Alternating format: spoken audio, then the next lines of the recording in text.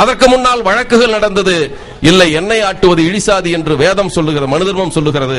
எனவே வாணியர்கள் உள்ளே போகக்கூடாது என்று உயர்நீதிமன்றம் தீர்ப்பு சொன்னது. ஆக நுழையக்கூடாத ஜாதி இழிஜாதியாக கருதப்பட்டவர்கள் இன்று உயர் சாதியாக தங்களை கருதி கொள்கிற செட்டியார்கள் அப்படித்தான் நடத்தப்பட்டார்கள். பல்வேறு எடுத்துக்காட்டுகளை சொல்லலாம். அண்ணாமலை பல்கலைக்கழகத்தின் துணைவேந்தராக இருந்தார் நாராயணசாமி, டிவி நாராயணசாமி பிள்ளை. அவரை உணவு விடுதிக்குள் நுழைய அனுமதிக்க மாட்டார்கள், கீழ் ஜாதி என்று வெளியே நிறுத்தி வைத்தார்கள். உயர்நீதிமன்றத்தின் நீதிபதியாக இருந்த சுப்பிரமணிய நாடாரை உணவு விடுதிக்குள் அனுமதிக்க மறுத்தார்கள், நீ கீழ் ஜாதி என்று நிறுத்தி வைத்தார்கள். ஆனா இப்போதான் எல்லாரும் இந்த சாதியை சார்ந்தவர்கள் தான் இன்னொரு பிரிவை பார்த்து நீ கீழ் சாதி என்று சொல்லிக் கொண்டிருக்கிறார். ஏன்னா அளவில் கொஞ்சம் வேறுபாடு இருக்குமே தவிர எல்லோரும் பார்ப்பனன் பார்வையில் அவனை தவிர எல்லோரும் உச்சநீதிமன்றத்தை தீர்ப்பு எழுதி வைத்திருக்கிறார். வடநாட்டில் தான் சொல்ல பேர்லாம் நம்ம ஊர் நாட்டுக்கோட்டை செட்டியார்கள் தமிழ்நாட்டில் வழக்கு தொடுத்தார்கள். நாங்கள் எல்லாம் வைசியர்கள் என்று சொன்னார்கள். வழக்கு உச்சநீதிமன்றம் வரை போயிற்று. உச்சநீதிமன்றத்தில் தீர்ப்பு சொன்னார்கள், விந்தியத்திற்கு தெற்கே இரண்டே வர்ணங்கள் தான் உண்டு, பிராமணர்களும் சூத்திரர்கள் மட்டும்தான். விந்தியத்திற்கு வடக்கே தான் சத்திரியர்களும் வைசியரும் இருக்கிறார்கள். நீங்கள் எல்லோரும் அங்கு ஒன்னு சூத்திர இல்லைன்னா பிராமணன், திராவிட நாட்டில் அப்படி இருப்பதாகத்தான் மனு தர்மம் எழுதியிருக்கிறது என்று தீர்ப்பு சொன்னார்கள். ஆக நாட்டுக்கோட்டை செட்டியார்களும் சூத்திரர்கள் என்றுதான் சொல்லப்பட்டார்கள். இவர் சர்சூத்திரர்கள் இவங்க போட்டாங்க. சர்க்குணம் என்றால் நல்ல குணம்னு பொருள். பல பேர் பேர் கூட வச்சிட்டு இருப்பான். பெரியார் சொன்னார், நாங்கெல்லாம் சூத்திரன்னா தேவடியால் மகன் வைக்காதன்னு சொல்றேன், அவன் அசல் தேவடியா மகன் சொல்றான், சர்சூத்திரன்னா என்ன பொருள் என்று கேட்டார். இப்படி சில உயர் சாதிக்காரர்கள் வைத்ததை விமர்சனப்படுத்தினார். எல்லோரும் இழிசாதி. நாகப்பட்டினத்தில் 30 அவர் பேசிய கூட்டத்தில் சொன்னார், மடையர்களே, பறையர் பட்டம் போகாமல் சூத்திரப்பட்ட போகும் என்று கருதுவீர்களே, ஆனால் நீங்கள் அடிமுட்டாள்கள் ஆவீர்கள் என்று சுட்டிக்காட்டிய தலைவர் பெரியாராக இருந்தார்.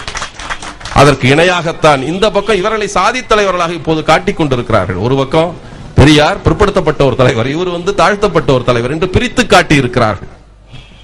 வரலாற்றில் ஒவ்வொரு கட்டத்திலும் பிற்படுத்தப்பட்டவர் தாழ்த்தப்பட்டவர் ஒற்றுமை இரண்டு தலைவர்களும் இணைந்து பேசி நின்றார்கள். இவருடைய ஒற்றுமை ஏற்படுத்த வேண்டும் என்று புரட்சியாளர் அம்பேத்கர் பெருமுயற்சிகளை மேற்கொண்டார். அது வெற்றி பெற்றதா இல்லை என்று அவருக்கு முயற்சி இருந்தது. நம்முடைய கடமை, செல்ல வேண்டிய வழியை திசை காட்டினார்கள் இந்த தலைவர்கள். ஆனால் இப்போது வருகிறவர்கள் தங்கள் சுயநலத்திற்கு ஒன்று இவர்களை தங்களுக்கான தலைவர்களாக காட்டிக்கொள்வது அல்லது தாங்கள் தலைவராவதற்கு இவர்களை பிரித்து காட்டுவது என்ற சூழ்ச்சி இப்பொழுது நடந்து கொண்டிருக்கிறது. ஆனால் இந்த இரண்டு தலைவர்கள் மட்டுமல்ல, காமராசரை பேசுகிறோம். காமராசருக்கு அதைவிட சிறந்த சிறப்புகள் உண்டு. ஆட்சியில் வந்த அனைவரும் உள்ளாட்சி தலைவர் அமைச்சர் என்கிற பொறுப்பை எல்லோரும் முதலமைச்சர் தான் இப்ப வைத்துக் கொண்டிருப்பதை நாம் பார்க்கிறோம். எல்லா மாநிலங்களும் நடக்குது, குறிப்பாக சில மாநிலம் இல்லாமல் இருக்கலாம். காங்கிரஸ் ஆட்சியில் மட்டும்தான், காமராசர் ஆட்சியில் மட்டும்தான் உள்ளாட்சிக்கு மன்னிக்க வேண்டும், உள்துறை அமைச்சர் என்று காவல்துறைக்கான அமைச்சராக தனி பொறுப்பு ஒன்று இருந்தது. அதை தாழ்த்தப்பட்ட தோழர்களுக்கு தான், கக்கனுக்குத்தான் பெரியார் காமராசர் கொடுத்திருந்தார். காமராசருக்கு கொடுத்திருந்தார், கக்கனுக்கு கொடுத்திருந்தார்.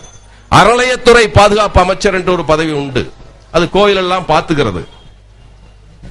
காமராசர் PR பரமேஸ்வரன் என்கிற தாழ்த்தப்பட்டவரை நியமித்தார் அறநிலையத்துறை பாதுகாப்பு அமைச்சராக. நீ கோயிலுக்கு போ, உனக்கு மரியாதை கொடுத்து உள்ள விடுவான், நான் என்ன சட்டம் போடுறதுன்னு. அறநிலையத்துறை அமைச்சரை எப்படி கோயில் அனுமதிக்க முடியாமல் இருக்க முடியும்? தாழ்த்தப்பட்டவர் அறநிலையத்துறை கோயில் பாதுகாப்பு அமைச்சராக போட்ட பெருமை காமராசருக்கு உண்டு.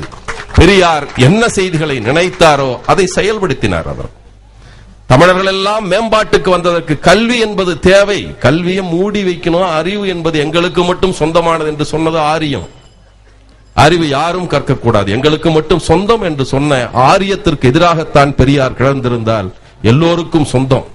வரலாற்றில் நாம் சங்ககாலத்தை பற்றியெல்லாம் நம்ம புலவர்கள் எல்லாம் பேசுவார்கள், சங்ககால பெருமைகளை பேசுவார்கள்.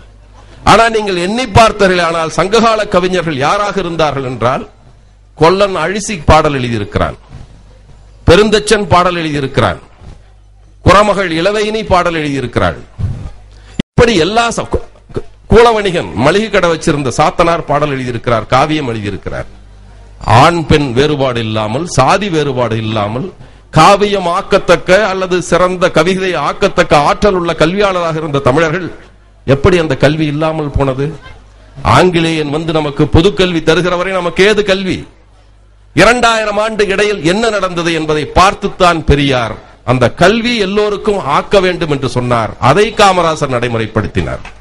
எல்லோருக்கும் இருந்த கல்வி உரிமையை பறிப்பதற்கு ஆரியம் சூழ்ச்சி செய்தது.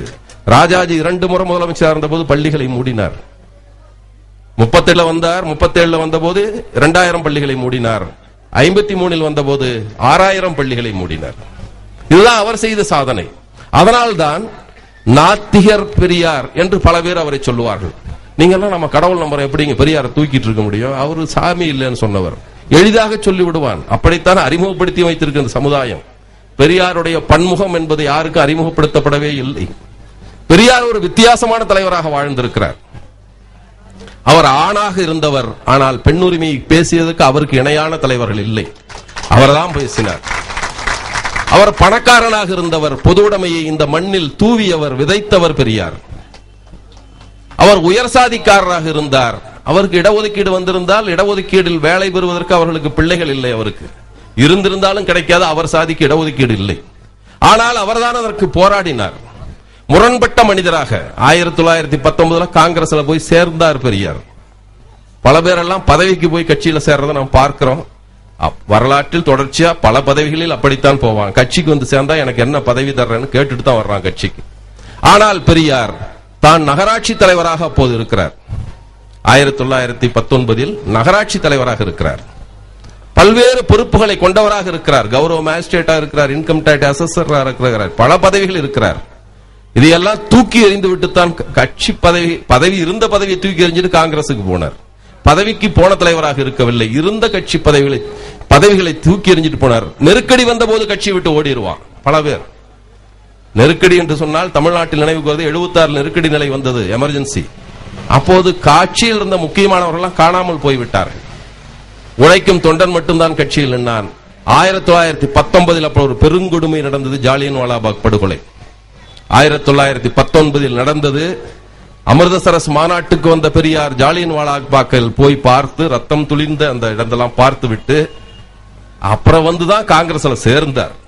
துப்பாக்கி சூடு நடக்கும் இந்த இயக்கத்தில் சேர்ந்தால் என்று தெரிந்த பின்னால் போய் கட்சியில சேர்ந்தார். கட்சி விட்டு இப்ப வெளியேறி வந்தார் என்றால் பதவி இல்லைன்னு வருவான். நான் இந்த தேர்தல் நின்னங்க, என்ன தோக்கடிச்சிட்டாங்க, எனக்கு வேணே கொடுக்கல என்று சொல்ல சமுதாயத்தில் பெரியார் 19 25 வரைக்கும் 6 ஆண்டுகள் மட்டும் காங்கிரஸில் இருந்தார்.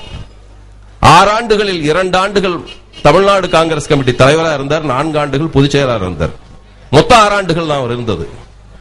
எல்லா ஆண்டுகளும் தலைவராகவோ செயலாளராகவோ தமிழ்நாடு காங்கிரசுக்கு இருந்த பெரியார் தான் கொள்கைக்கு அது உடன்பட்டு வரவில்லை. தாங்கள் சொல்லிக் கொண்டிருக்கிற கொள்கைகளை நடைமுறைப்படுத்தவில்லை. குறிப்பாக இவர் வலியுறுத்துகிற இடஒதுக்கீட்டை அவர்கள் ஏற்றுக்கொள்ளவில்லை என்பதற்காக வெளியே வந்தார். பதவியை தூக்கி அவர் வெளியே வர்ற போது தமிழ்நாடு காங்கிரஸ் கமிட்டியுடைய பொதுச் செயலாளர். ஆக ஒரு வித்தியாசமான முரண்பட்ட மனிதராக இருந்தார். ஆனால் வாழ்க்கையில் பலவற்றை அவர் எழுத்தறிவில்லாத, போதிய படிப்பறிவில்லாத அவர்தான் தமிழ்நாட்டு முழுதும் கல்வி ஓடை பரவச் செய்தார். சில ஆண்டுகளுக்கு முன்னால், ஒரு 11-12 ஆண்டுகளுக்கு முன்னால் ஒரு புள்ளி விவரம் மத்திய அரசால் வெளியிடப்பட்டது.